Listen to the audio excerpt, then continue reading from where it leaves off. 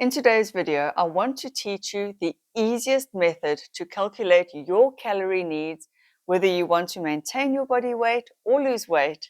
And from there, we can calculate your specific macros as well. And what is so easy and awesome about this method is that you don't need any online calculators or apps on your phone. So if that is not your thing and you are just tech averse, or you just want to be able to do the calculations in your head, all you need is a calculator, unless you can calculate in your brain, and it's really, really easy. So step one, ladies, is to just determine your maintenance calories. So what you need to eat to maintain your weight where it is right now, especially if you are happy with your weight and you want to keep this weight. What you need to do is just determine your maintenance calories. So let's just take an example to make it really easy for you, and I will pop this information on the screen and I'm going to write it on a pad and we will go through it step by step. So I'm going to take an example. You're a lady who weighs 60 kilograms. That would be 132 pounds. And I just rounded it off to 130 pounds just for ease of calculation. It's much easier to calculate a round number. So that would be 130 would be your weight. And let's say you're happy with that. You want to maintain that. You're happy with your muscle, your fat, everything. So we're just talking maintenance calories now. Obviously, a way you could do that is to track your food for 2 weeks. And if your weight stays stable, there's your maintenance calories. You've tracked it over 2 weeks. You get the average calories over the 2-week course per day. And there you go. The other way you can do it is you use this formula. Now, this formula and all these calculations I'm giving to you today, I had been given to me by a coach of mine that I used to work with when I was competing and doing shows. And the way to calculate this is you take your goal weight, let's say I said 130 pounds, and you would multiply that anywhere between 11 to 15. Now, what I mean is that 11 would be if you are fairly sedentary. So you would say 130 pounds times 11. If you were a little bit more active, it would be 12. If you were a bit more active, 13, 14, 15. So sedentary is 11. Very active is 15. Let's go right in the middle and say 130 pounds times 13 for a moderately active person. 130 times 13 equals, it's going to give you 1690. So for a 60-ish kilogram woman who is moderately active, she is going to need 1,600 1,690 calories.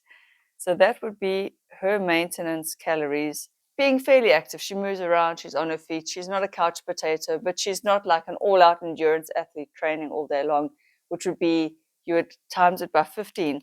But just to give an example, let's do the math. If you were sedentary, so 130 times 11 for somebody who doesn't move around, you're going to get 1,430 calories. So you can see it's fairly accurate. Let's say this person is very active. 130 times 15 equals 1,950 calories. So you can see this formula, you multiply your weight between anywhere from 11 to 15, and it spits out pretty decent, accurate calorie ranges. So I don't know where my coach got this formula from, but it's something that I've used. It's in the back of my head all the time. And when I do online calculations for my weight, my maintenance weight, my maintenance calories, my activity level, it lines up pretty well with this. So you can safely assume, and it doesn't really matter. Don't worry about your age and your sex and your height and all that. Just calculate it like that. It's pretty darn accurate, as close as you can get. And I mean, we are shooting for a nice range. We don't have to be like down to the single calorie. Now, if you wanted to lose weight, so this person, this theoretical person who's 130 pounds wants to lose, let's say, a bit of weight. They want to go down to 120 pounds. Then you would say 120 times, and let's say they're going to keep that activity level, but they want to get to 120. How many calories would they need to get to and maintain 120? So it would be 120 times 13, which would equal, so they would need to drop their calories. Remember, their maintenance calories was 1,690. They would now need to slowly drop their calories down to 1,560. 60. So 1,560 calories. They would need to go, if they want to go from that weight to that weight, they need to not eat that amount. They now need to eat that amount. So what they could do is every week drop, let's say, 50 calories or 100 calories. And basically, it is a small drop of calories. 1690 down to 1560 is just over 100 calories anyway. And so you can see how this formula applies. And also what they could do, if they really wanted to ramp it up, is increase their activity level. Now, let's say this person, 130, eating 1690 calories. So let's just go back to that there. Now they want to work out. They're happy with that. They decided, no, they don't want to lose weight. They're happy at 130 pounds. They want to work out how much protein they need in a day. And as I've always given you, you who watched my videos many, many times will know I always say it is a gram of protein per pound of ideal body weight. Let's say 130 is their ideal. They're happy there. They like it. They've got enough muscle. They have enough fat on their bodies that they're happy with. So they would literally aim for 130 grams of protein. Okay, so their macro, they should hit 130 grams of protein. But they could choose, why has it gone so dark? What happened there to the light? Now they could choose to have less protein. They could do 0.8 grams of protein per pound of ideal body weight, or they could go up to 1.2 grams of protein per pound of ideal body weight. We're talking in a range here. So I just say bang in the middle. It's easy to calculate. 1 gram per pound. It's so easy. It meets your needs. It's a little bit above recommended. So I think it's great. But let's see if they wanted to shoot a little bit under. Let's say they don't want to build muscle. Okay. 130, or they don't want to preserve muscle mass or whatever. 0.0 equals. So if they wanted to just go on the lower side, they would get 104 grams of protein. And if they wanted to go on the higher side, 130 times 1.2, they could aim for about 156 grams of protein a day. Let's say they're happy with 1 gram of protein per pound of body weight a day. What are they going to actually eat in terms of calories? Well, protein is 4 calories per gram. So you're going to say 130 times 4 equals, and there is their caloric amount that they can allocate to their protein for the day. So out of their 1690, so their total calories for the day is 1690. They are now going to minus 520. That is the caloric amount of 130 grams of protein. Now that doesn't mean, why is this thing going so dark? What is my phone doing while I'm recording? So what that means is not that that's 520 grams of protein in weight. That's 520 calories worth of protein. And of course, 130 grams of protein, the weight of the protein would be more. So you'd have to weigh your steak, weigh your chicken breast, weigh your fish, or whatever it is that you're getting your protein from. But the caloric amount, so that is your macro in calories, is 520 calories. I hope this is making sense. So now, out of the calories you have left, let's look at that now, okay? 1690 minus 520 calories equals, so she now has 1,170 calories left for the day. Now she's going to work out how much fat she needs out of that. So 1170. Now she's going to work out her fats, right? Okay, so to calculate your fats, you would take your body weight, 130 pounds. And now you don't want to go too low and ideally not too high. I don't believe that keto diets are the way to go for everyone. But if you want to do keto, you want to go high fat, be my guest. You can still lose weight on a keto diet. But I'm working within what my coach had given me. You would take your body weight, 130 pounds, and you would times that body weight by 0.2 to 0.6. So that is the range. Just like we had a range for proteins, the range for fats is between 0.2 if you want to keep your fats on the lower end, but don't go below that. You do need fats in the day. Fats are essential. We need it for hormonal health. And you could go all the way up to 0.6. So let's actually do that calculation here. She's 130 pounds times, let's say 0.2. that would give her 26 grams of fat, which is fairly low. So I personally would shoot somewhere in the middle, but let's see what that would be. 130 times, let's say 0.3 equals, there we go, that's better, 39 grams of fat for the day.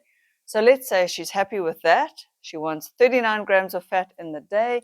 How do you work out the calorie amount? Well, there is 9 calories per each gram of fat. So you times that by 9, which gives you 351 calories of hers should come from fat. So 351 calories is coming from fat. Let's just have a look here. There we go. So now you've got your fats there. That was your remaining calories after you subtracted your proteins. Now her fats are 351. So we've got the two macros. You've got the protein and the fats. And now, what are her carbs? Well, her carbs will make up the remaining calories, which is awesome if you enjoy your carbs, if you're active, if you're a sports person. So now we take our calories, 1690. We minus our protein calories of 520. Whoopsie, let me just do that. So the remaining calories are 819. And there is your carbs, 819 calories for carbs, which is great. So now how do you work out how many grams of carbs that is? Well, you're going to do that in reverse because each gram of carbs has 4 calories. So proteins and carbs, they both contain 4 calories per gram. Fats contain 9, which is why your actual grams of fat in the day needs to be quite low. So you would divide your 819 by 4, and it's going to give you, you're going to get about 204 grams of carbs. And again, that is not the weight of the actual food. That is the grams of carbs contained within that food. So your carbs would be around 204 grams. There you go. So the grams of your carbs are there, but the calories of your carbs are 819. And so now you've worked out your macros totally for the day for maintenance. And you can do these calculations whether you want to lose weight, whether you want to gain weight. If you want to gain muscle, you do want to eat in a surplus. Make sure your protein is high because muscle needs fuel to grow. And yes, whilst you can build muscle and lean down at the same time, it's a bit of a tricky balance because as your calories drop lower, the lower your weight gets, you may start to fall below the caloric need that you need to build muscle. So if you want to build muscle, go at maintenance and maybe 10% higher for your calories. So if your maintenance amount of calories is 1,400, add on about 140 calories per day just while you are trying to build muscle. And I would say that those calories should come from protein and carbs. You can keep your fat the same. So I hope that you found this helpful. I hope that this calculation tool or formula or method was easy and understandable. If you have any questions, please leave them in the comment section below. And you can see you can do this for any weight and any goal that you want to hit. And if you want to lose weight, do the same. Just slowly drop your calories, maybe week by week or every 2 weeks. Don't drop your calories too fast. Don't create too big of a deficit because probably you will rebound. But obviously, all of this is up to you. And if you want to go much higher in fats and lower on the carb scale, that's also fine. If weight loss is your goal, you can still do that. You can have your fats even higher than what we've calculated here. You could even do up to 1 gram of fat per pound of body weight and lower your carbs right down. If you want to do low carb and you want to do keto, that's also fine. That's up to you. I personally don't like it because I'm very active. I like to build muscle in the gym and have my muscles feel full and have energy from the carbs. But again, as long as you're staying within your calorie budget or calorie deficit, then you will hit your weight loss goals. And like I say, if muscle building is not that important to you, and I get it, to most females, it's kind of like neither here nor there, although I emphasize and urge you that you should be building muscle, ladies, especially in your 40s and beyond, then you wouldn't worry about keeping your protein too high. But I wouldn't say don't fall below 0.8 grams of protein per pound of body weight because we do want to preserve what we have. Muscle is metabolically more active than fat, so you burn more at rest if you have more muscle mass, and it's notoriously hard for females to build muscle. So don't fear You're not going to just get big. This little bit of muscle that I have has taken me 12 years to build. It's really difficult. It's not an easy process. And muscle gives us that sexy shape that we all desire, I think. Before I go, I also just want to end this video by saying, if you've made it this far, you may be interested to hear that I am thinking of competing again. Now, I just wanted to say that at the end of my video for any of you who would be interested in following that journey. I would like to find out whether that would be something that any of you would like to follow, like very personally. So I'm considering doing a channel membership where I share the ins and outs of the journey getting ready to compete. I don't know if that is something that would interest any of you. If it is, let me know in the comments or send me a message, but it's something I'm toying with, so I just thought I'd put it out there. Thank you for watching. Bye.